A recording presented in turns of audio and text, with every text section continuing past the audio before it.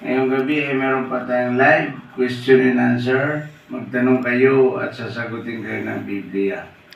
Ang ating live ngayon, ang topic ay 4 na P ang daan papunta sa langit. Pagsisisi at pagtalikod sa kasalanan upang kayo ay makalapit sa Diyos.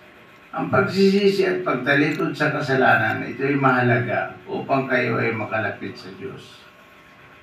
Pangalawa, pagtanggap kay Kristo at pagsulat ng iyong pangalan sa aklat ng buhay para ikaw ay maligtas.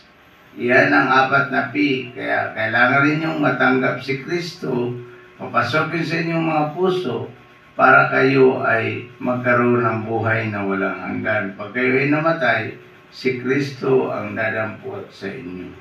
Purihin natin ang Panginoon at ngayong gabi, meron tayong live question and answer. Magtanong kayo at sasagutin kayo ng Biblia.